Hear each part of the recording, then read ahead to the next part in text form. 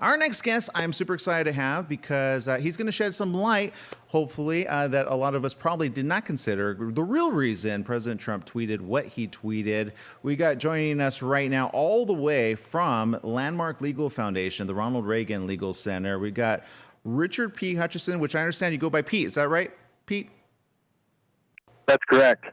Good to meet you. I love that name because that was my grandfather's name, by the way. And then there was anyway, so Pete has a special place in my heart. But here's the reality. We are facing what is called a lot of information. I'm hoping you'll shed some light as to why President Trump tweeted what he tweeted. And for those that don't know, can you repeat what he said and why you feel he's right? Well, he tweeted that essentially, I can't quote this tweet, but essentially that the demands for mail-in balloting to be, and he distinguished that from absentee balloting, which he called good.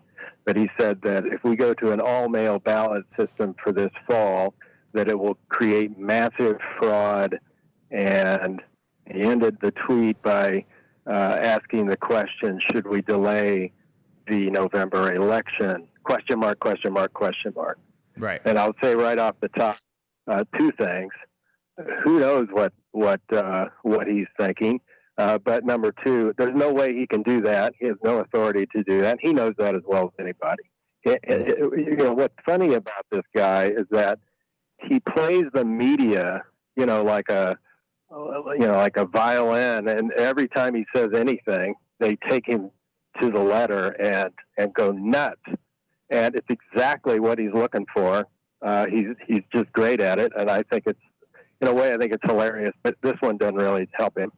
But there are a lot of problems, and I can talk to that. I sure can. And I do appreciate your view on this because, I don't want to speak for you, although I did see your quote here, and you did say this. Correct me if I'm wrong. The president can't postpone the election, and he knows that as well as anyone. But what Democrats are pushing is even worse: gutting election laws, removing all protections, and forcing an already overwhelmed postal system to administer a national election. President Trump is shining the light on just how radical and dangerous are the Democrats' demands. Now, that's what you said. Would you like to further add to that? Sure. And here's the thing. The Democrats in the they have this proposal called the HEROES Act, which is supposed to be the next stimulus package. But in that proposal is 150 pages called the Access Act, and I call it the Unauthorized Access Act because what it calls for is a sweeping mail system for this election, and that requires every state to set aside its voter protections. So, for example, in a state that requires that an absentee ballot requires that it is the signature is verified. So you fill out the ballot, you send it in, and the election officials are supposed to verify the signature, that it's actually the signature. This bill requires the state to throw that out. Many states require that your signature be witnessed by someone else, and that the witness sign the ballot, saying, "Yeah, that person who's voting is who that person is." The Democrat proposal throws that out. Many states require or limit the number of ballots a single individual can collect and deliver on behalf of someone voting at their home.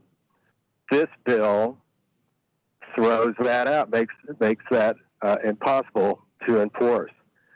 Many states, in fact, most states require some sort of voter identification when you register to vote.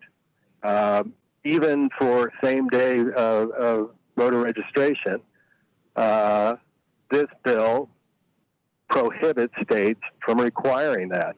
And in fact, it allows somebody to fill out a voter registration application online, and for their signature, that allows for a digital, to type your signature, where you type your name and it looks like. Well, All and they have something like this for.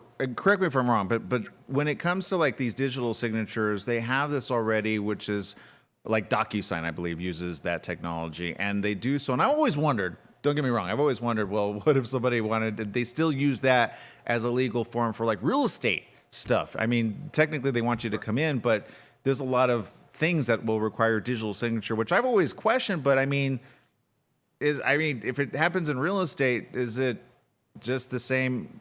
I'm just throwing that out there. That question. I don't know. Yeah, it's a great question and a great point.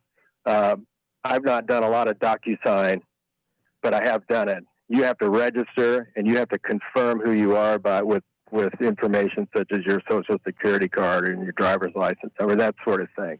So Right. there is a verification procedure in DocuSign, and then what that company offers is a chain of custody to ensure that nobody interferes with that or that sort of thing. Mm-hmm. So maybe to that sort of thing that might be an improvement, but the Democrats don't want that, and they don't allow for that. They would prohibit that. Yeah. See, And frankly, I don't. And let me just agree with you on that. I agree there needs to be more done. I said this a while back. I said there has to be a smarter way of doing this to be able to, A, not throw caution to the wind, but B, I will admit this, and I do so quite readily. I recently went to downtown Disney with face mask, like protective gear on, and they were very adamant about keeping protective gear on.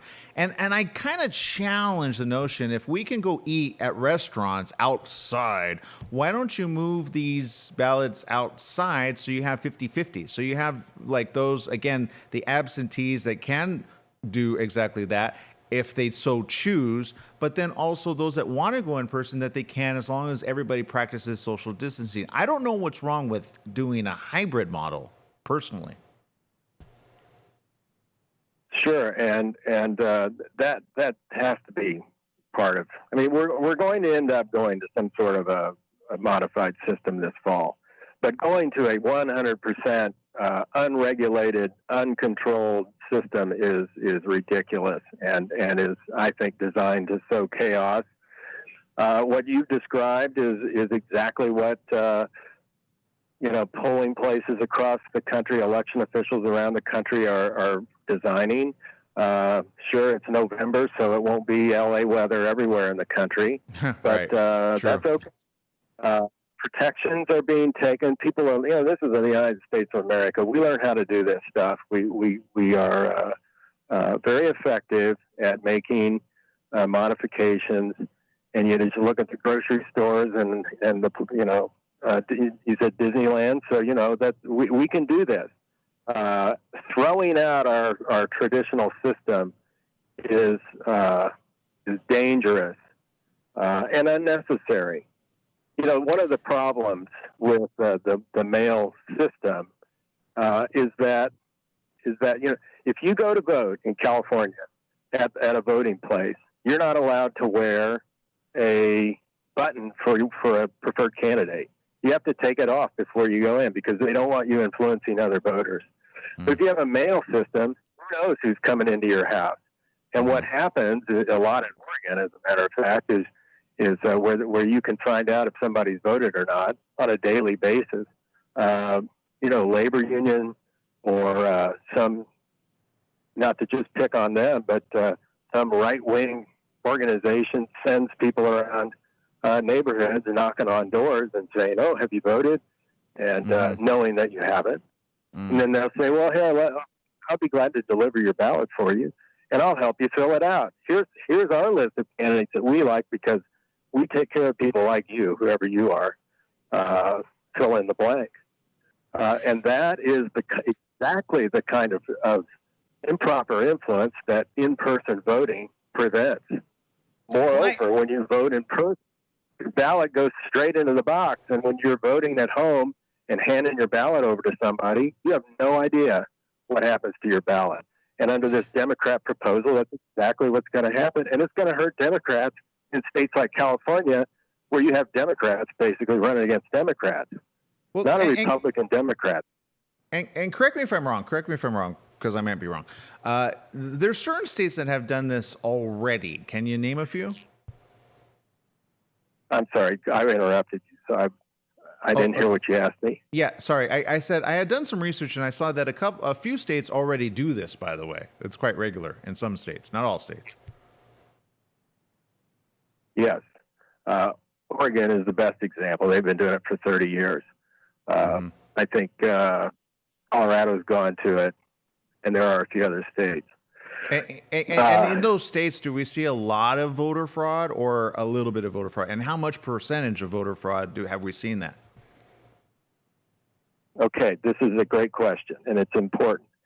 In Oregon, there's very little reported fraud. There's a little bit here and there that is discovered.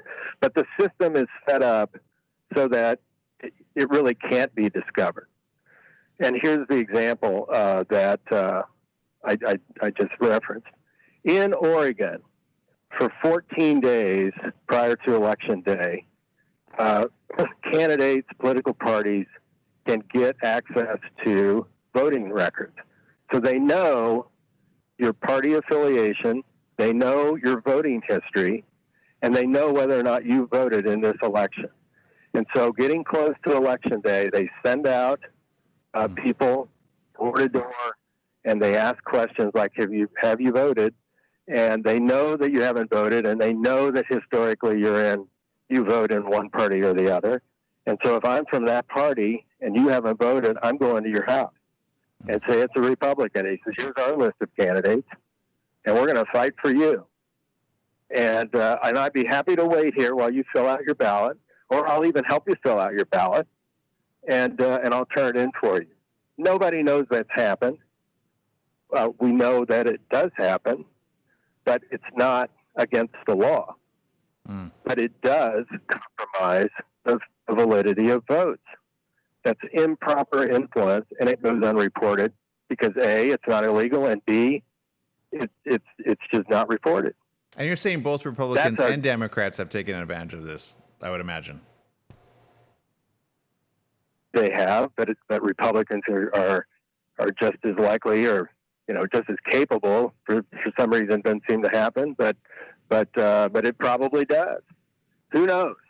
Yeah. Now, I will tell you that absentee ballot fraud does happen and has been demonstrated, and it both ways. A Republican running for Congress in North Carolina last time around, he had his people go out and collect absentee ballots that hadn't been cast, and they were sitting on his desk, and he's sitting there filling them out, and then turned them in, and he got caught because a campaign worker turned him in. Who knows how often that goes on around the country, but the way the system's set up, it's susceptible to that sort of thing, and that's a typical traditional absentee ballot system. Imagine if there's absolutely no requirements, no protections through an all-mail balloting system. Well, LA had a ton of problems last time around when you guys switched to a mail voting system. People were showing up at the polls and it said, no, you're an absentee voter. You can't vote. And they never signed up. That was I remember news on that. So let me ask you something, because I, again, looked at both sides, because I pride myself on trying to be as independent as possible. So much so I recently registered as an independent, by the way, for the reason that I feel it's important to try to get both sides of the story before making an adequate decision. So having said that, here's where I'm coming from. Look, I just want to do the right thing. I think a hybrid model makes sense. I think they need to implement this across the county lines. For those that, of course, absentee voting, as you said, can also be skewed, and it has been in cases where it gets caught. However, it's been thrown by the other side, quite literally what you're saying about the Democratic side or the other side saying, no, we need to do this. They're also saying, well, more people tend to vote when you do a mail-in, like in these particular states. Now, is that true, or is that just kind of misinformation? What do you feel is the answer to that? Do people more vote when they get a mail-in like this, like the census? Are they? I don't know about you, but I don't know if you did your census during the mail, because I got mine in the mail. Yeah. the census people are after me. I need to take care of that. Yeah, But, see, so some people just let it sit there and they're like, oh, I'll get to it eventually, right? Yeah, I had a census guy show up in my house a couple of weeks ago when my wife was in the middle of having the COVID virus. I said, "Look, pal, I'd love to help you out, but this isn't a good. You don't want to come in here." Thank and you. Happy to run down.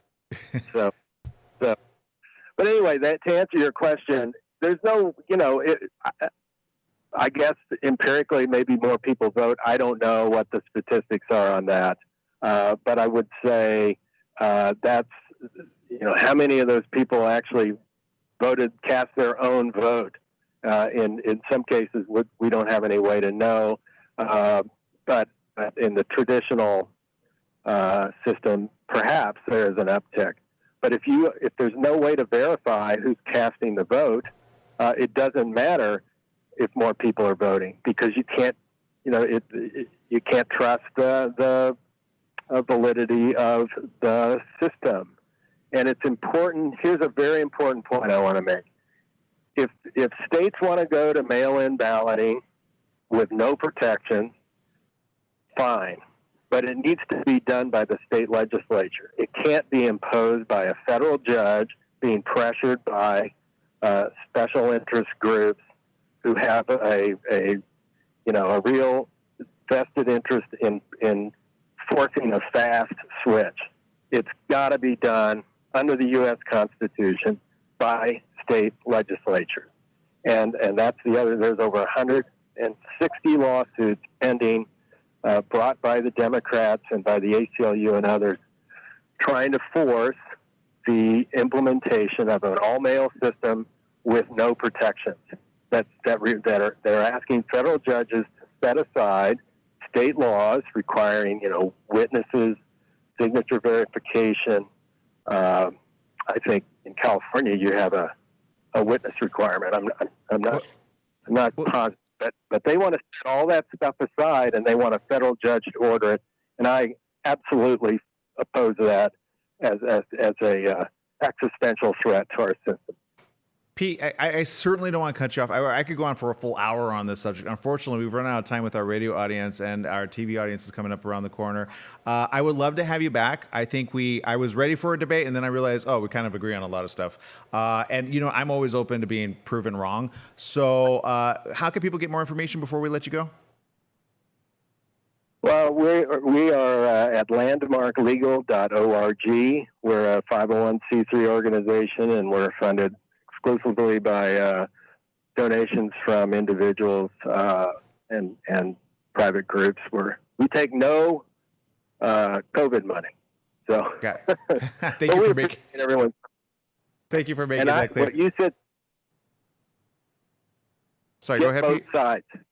Okay, yeah, that's what I said. Inform yourself on both sides. It's fun and important. There you go. All right, Pete Hutcherson, thank you. Everybody else, we got to let you guys go. Thank you for making it a great day on the morning show. Download our app. It's free, KMET, 1490 AM. See you next week, everyone.